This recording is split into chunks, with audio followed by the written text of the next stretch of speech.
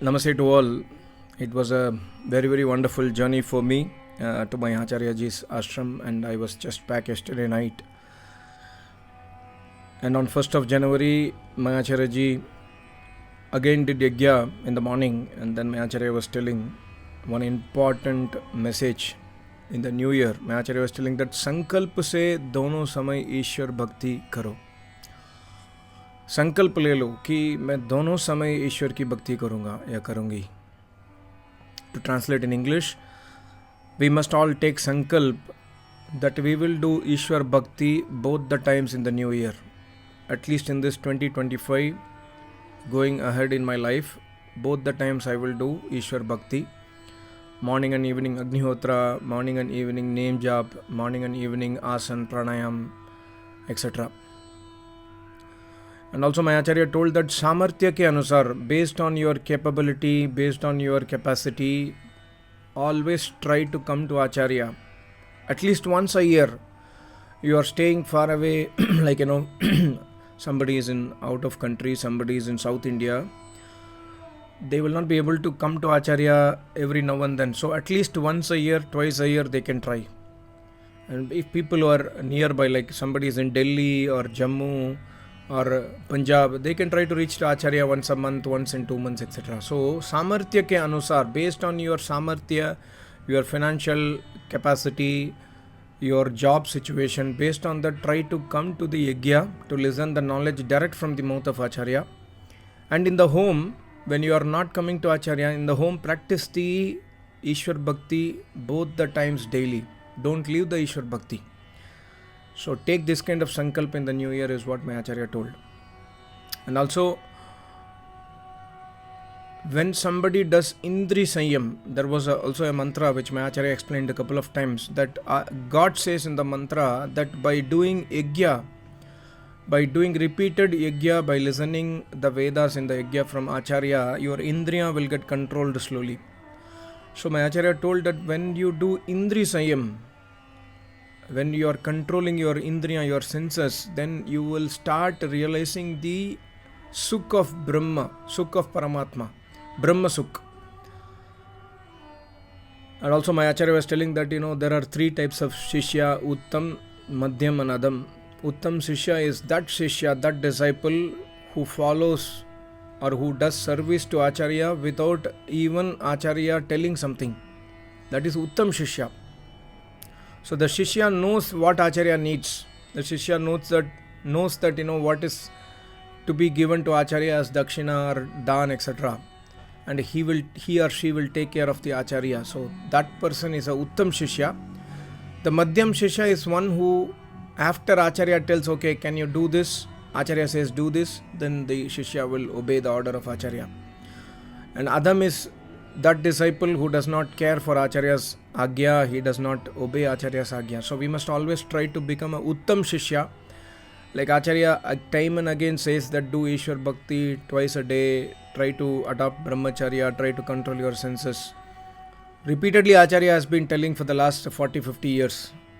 So Uttam Shishya is one, who has listened to this knowledge from Acharya and trying to adopt that in the life. That is Uttam Shishya, and also serving Acharya. When you go to Acharya's ashram, when you see that okay, this probably ashram needs it, so based on that you already start providing that help to the ashram, then it is Uttam Shishya. And again my Acharya was telling, leave these sins. What sins? Nindya, Dvesh, Chugli, Rag, Dvesh, Kam, Krodh. Do not ever do Nindya. Do not ever try to backbite about others. See, and one more thing we must understand, the definition of Nindya and Stuti in Satyartha Prakash Maharishi has beautifully written. To speak, if somebody is doing a bad thing, to speak that he has done bad thing is not Nindya, it is speaking the truth. That is Stuti only. Nindya means if somebody is doing good thing and you are telling opposite, that is Nindya. So we must try to be away from Nindya, Dvesh. Dvesh nahi karna kabhi kisi se. Dvesh, Nindya, Chugli karna hai. Kam, Krodh, Madlob, Rag, Dvesh karna, ye sab. We must try to leave these sins and permanently try to focus on Paramatma and Acharya. So, and also my Acharya told, I am your Pita Maha. I am not your Pita, I am not your father, I am father's father. And Acharya, see, this is an authoritative statement. This is a statement which is connecting the disciple and Acharya. I am your Pita Maha. That means whatever problem you have in your life, I am there for you. I am there to support your problems. I am there to support you in difficult times. I am your Pitamaha. This is the bold statement from an Acharya towards disciple to give a strength to the disciple. But unfortunately, the disciples or the other people who listen to Acharya, they don't realize and recognize Acharya. So my Acharya told that I am your Pitamaha, so believe my words. Why my Acharya told this statement is, believe my words. Whatever Sandhya mantra you are doing, whatever Agnihotra mantra you are doing, do it with the meaning in your mind. Like, when the mantra was going on, my Acharya stopped during this mantra. Yaha pranato nimishato mahitvaik idraja. My Acharya told, see the meaning, depth in this mantra. Pranato nimishato. Almighty God is the one who gives us pranadan. When Jivatma enters the mother's womb, at that point of time, Almighty God gives pranadan to that Jivatma inside the mother's womb. Pranato nimishato. Nobody else, whatever so-called gods we are worshipping in this world, nobody else can give pranadan other than this Paramatma who is mentioned in this mantra. All other gods we are worshipping, they all took birth here. They also took pranadan from Paramatma, but we are worshipping them as gods, which is against the Vedas. Or we are worshipping imaginary gods. So my Acharya told we must be very, very humble, submissive, and try to do Agnihotra and Sandhya mantra with this deep meaning. Yaha pranato nimishato. He is the one who is making our eyes blink, our body system work. So try to remember the meaning and then chant the Agnihotra mantra. This mantra itself is enough for you to attain until moksha. I am your Pitamaha. So have faith on Acharya is the message. Have faith on Acharya, that Acharya says, remember the meaning when you chant the meaning and try to put the ahutis. Such a deep message. And when Almighty God gives the pranadan in the mother's womb, then only the sharir, the body will start growing inside the mother's womb. If Almighty God does not tie the pran system with the Jivatma, there is no human body. There is no possibility of any birth. So that is the greatness of Paramatma. We must worship that Paramatma through the Veda mantras. And also Mahitvaik Idraja, Ekraja. There's one Paramatma. Just a little bit offside the topic, I was speaking to one person sometime back in my house. He does not believe in Vedas. He believes he's a Hindu. He says, I'm a proud Hindu, but I don't believe that, this is the word of Almighty God, etc. I believe in all the scriptures. So he was telling that I'm not yet convinced that there is only one God. There could be many gods. So I asked him to read the book Light of Truth, or the book Vedas Divine Light by my Acharya. I asked him to read. But then God says in the mantra Mahitvaik Ek Idraja, there is only one Raja, one Paramatma, and that Paramatma is the one who gives us the prana in the mother's womb, who gives us the prana to breathe, who makes this wonderful human body to sustain. So Ek Raja Mahapujayam, that is the Almighty God Mahitvaik. Maha means puja karna yogya. We must worship this Almighty God, this Paramatma who is mentioned in this mantra through the Vedas. Otherwise, my Acharya was explaining, today people are doing pranadan in the murti. They are doing prana pratishtha in the murti. Prana pratishtha in the murti, even Almighty God cannot do it, because Almighty God says in the mantra, in Rig Veda, in the last 10th mandal, there is one mantra where Almighty God says, I give the pranadan in the mother's womb. When Jivatma enters the mother's womb, I do the prana pratishtha. Prana pratishtha murti mein asambhav hai.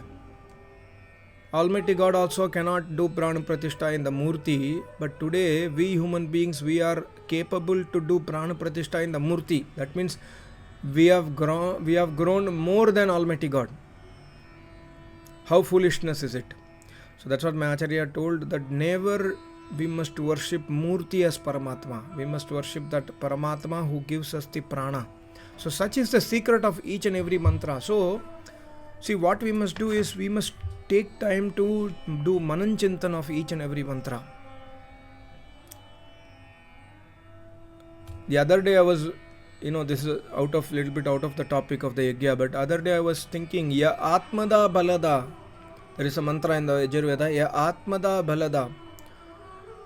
Yasya Vishwa Upasate. Atmada Balada. Atma, Jivatma को बल देने वाला, बल प्रदान करने वाला परमात्मा. See, if Almighty God did not make the human body and attach with the mind and intellect, Jivatma cannot do any activity.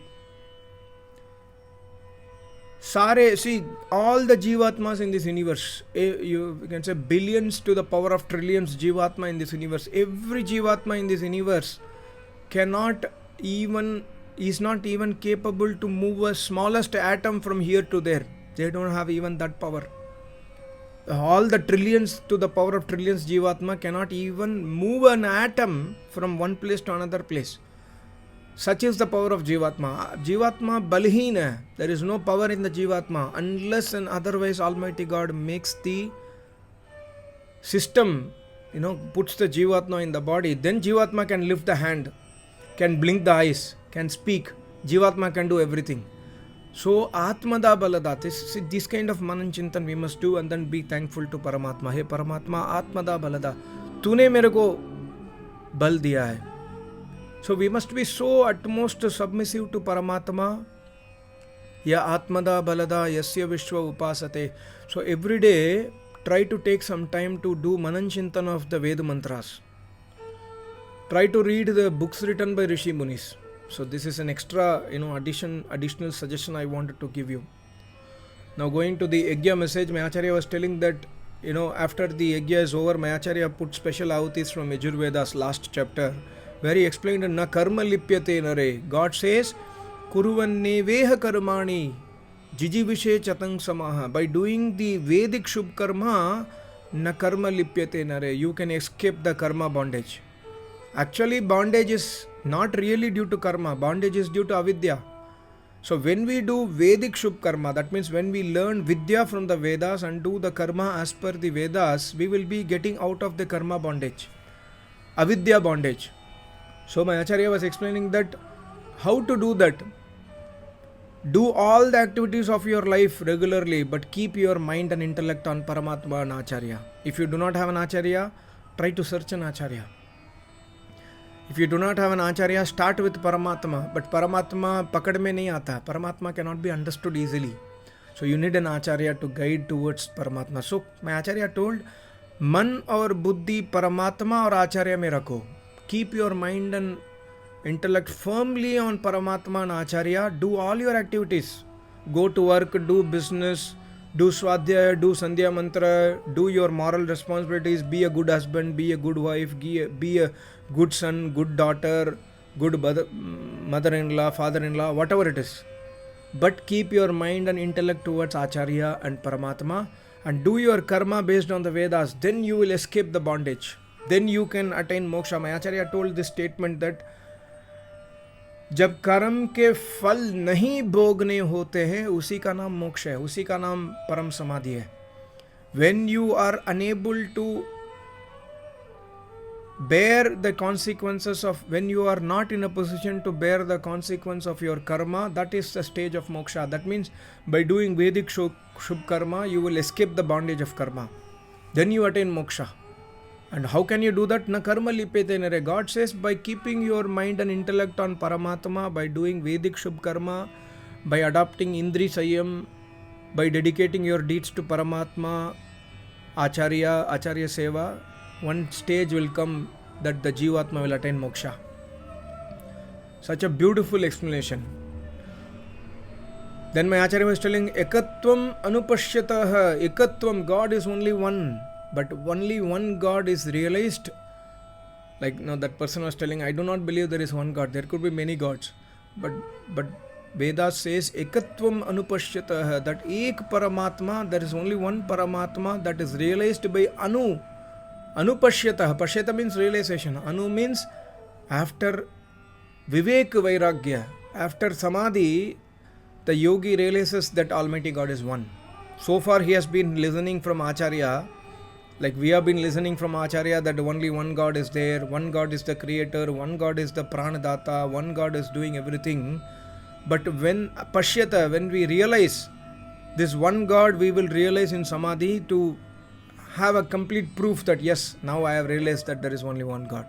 And that is possible only by Anu. Anu means after Acharya Seva, after Veda Adhyayan, after Brahmacharya, after Viveka Gyan, after Vairagya, after all these things at one stage the yogi realizes Paramatma and he will realize that one Paramatma, Ekatvam Anupashyatah. And that stage the yogi will cross over the moha. Kaha moha kaha shokaha. There is no sadness to that yogi. There is no moha, attachment towards that yogi will not get attached to anything.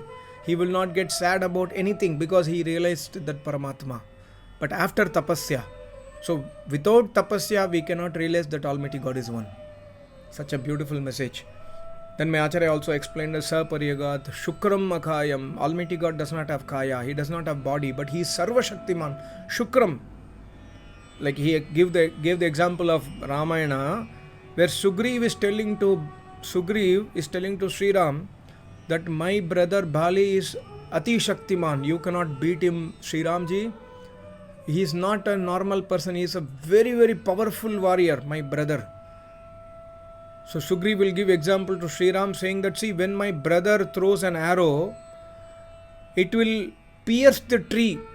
It pierces the tree and comes out of the tree. Such is the power of my brother.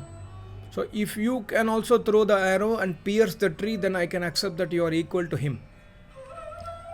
Then Sri Ram will calmly do the same action, and then the arrow will cross 7 trees. 7 trees it will cross. It will pierce 7 trees. Then Sugriv will accept, oh, you are such a great Shaktishali than my brother. I think you can defeat my brother. So my Acharya explained this incident to say that Sri Ram can cross only 7 trees. He is not Sarva Shaktiman. He is also Alpa Shaktiman. Almighty God is the one who creates the pralaya of this universe. He can destroy the full universe. He destroys the universe in pralaya. Such is the power of Paramatma. Sri Ram or anybody, any yogi is nothing in front of Paramatma. So we must do dhyan of that Paramatma. Shukram Akayam. He is ever formless. If somebody has a form, he is limited power. Formless Paramatma is supreme, magnificent. So we must do worship of that Paramatma, says Yajurveda. And also my Acharya told Mrityu ke samay, when somebody dies, after the death of the body has to be basmantang shariram, immediately cremated. Do not wait for anybody. Immediately do cremation. Do not wait, like today we wait for 1 day, 2 days for relatives to come. But Vedas say, if the relatives are not there, not present at that moment, immediately do basma. Immediately burn the dead body.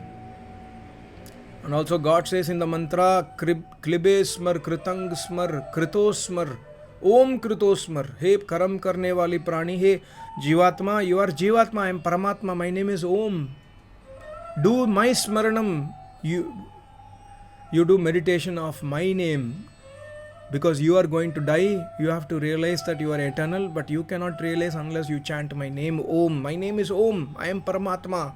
And Klibe smar. Klibe means you understand that you are Jivatma. You are not Paramatma.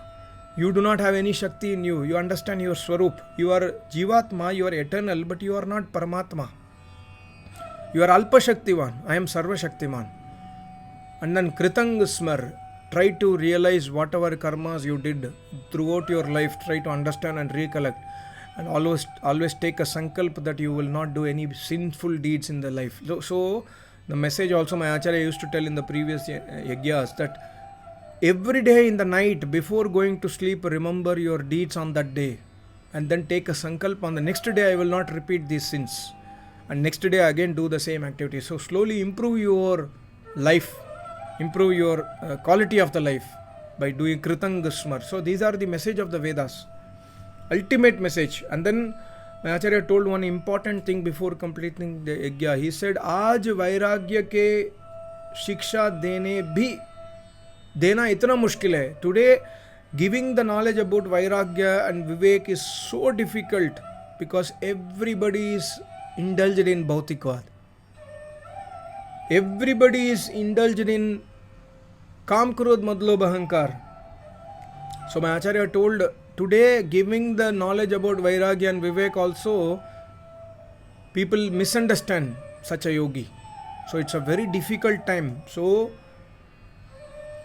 without Vivek and Vairagya, nobody can cross over this sansar. So we must एक दिन तो त्याग करना ही पड़ेगा. Everything we must leave one day. That is Vairagya stage. By Vivek Gyan, once we have Vivek Gyan, we will start Vairagya. So एक दिन त्याग करना ही पड़ेगा. Everything has to be left out and we must go towards Paramatma one day. So live a life with this Vivek Gyan, that because everything, anyway God will take away from you. So if you have Vivek Gyan, you can develop Vairagya. When you have Vairagya, then you can attain moksha.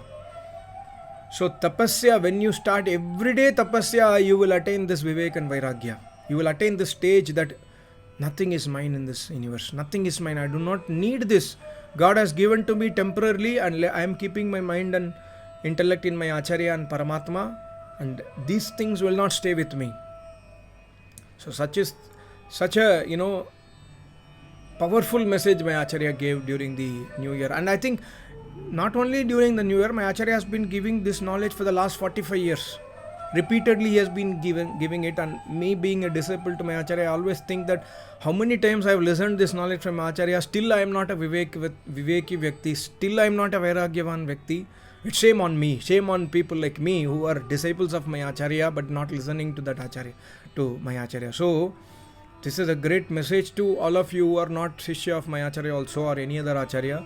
But first of all, you must make an Acharya in your life. You must contact Acharya, take Diksha from him and try to learn to come towards Vivek and Vairagya. And also it's the same for me. And lastly, my Acharya told, when we bring the Vedas in Acharan in our life, when we bring the Ved Vidya in Acharan, when we start following Vedas in our life, then Rag Dvesh will completely get over.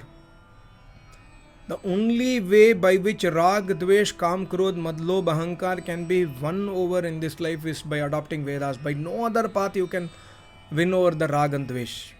There's only one way. So that's why Acharya finally said, Kano se Vedon kusuno. The reason why God gave this beautiful instrument is to listen Vedas. The reason why Almighty God has given our eyes is to see good things. See the darshan of Agni.